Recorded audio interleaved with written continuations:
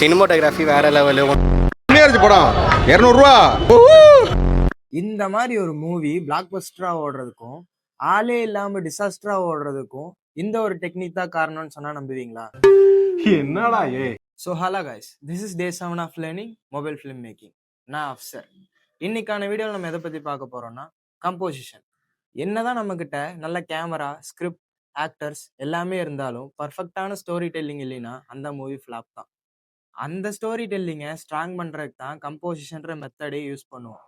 First of all கம்போசிஷன்ஸ்னா என்னன்னு பார்த்தீங்கன்னா, ஒரு ஃப்ரேமில் சப்ஜெக்ட், கேரக்டர், அப்புறமா ஆப்ஜெக்டை பொசிஷன் பண்ணுறதுக்கு யூஸ் பண்ணுவோம். இந்த கம்போசிஷனை பெட்டராக பண்ணுறது மூலமாக ஸ்டோரி டெல்லிங்கை என்ஹான்ஸ் பண்ணிக்க முடியும்.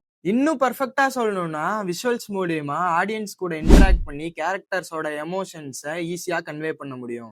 இதில் நிறையா ரூல்ஸ் அண்ட் கைட்லைன்ஸ்லாம் இருக்குது. அப்போ நீங்கள் கேட்பீங்க, ப்ரோ ரூல்ஸை ஃபாலோ பண்ணி தான் ஃபிலிம் மேக் பண்ண முடியுமான்னு. அது அப்படி இல்லை. ஃபிலிம் மேக்கிங் ஒரு ஆர்ட். இதுல அவங்களோட கிரியேட்டிவிட்டியை ஷோகேஸ் பண்ணலாம். பட் இந்த சில ரூல்ஸை தெரிஞ்சு வச்சுக்கிறது மூலமா இன்னும் கொஞ்சம் பெட்டரா பண்ணலாம். அந்த ரூல்ஸ் எல்லாம் என்னென்னு பாத்தீங்கன்னா, rule of third, symmetry and balance, framing and depth, leading lines. இந்த மாதிரி இன்னும் நிறைய இருக்கு. அப்கமிங் வீடியோஸ்ல ஒவ்வொரு ரூலா எக்ஸ்பிளைன் பண்ணி பர்ஃபெக்டா ஃப்ரேம் எப்படி செட் பண்றேன்னு சொல்லித்தரேன். வீடியோ மிஸ் ஆகாம இருக்க ஃபாலோ அண்ட் சப்ஸ்கிரைப் பண்ணி வச்சுக்கோங்க. நெக்ஸ்ட் வீடியோவில் சந்திக்கிறேன். பாய்.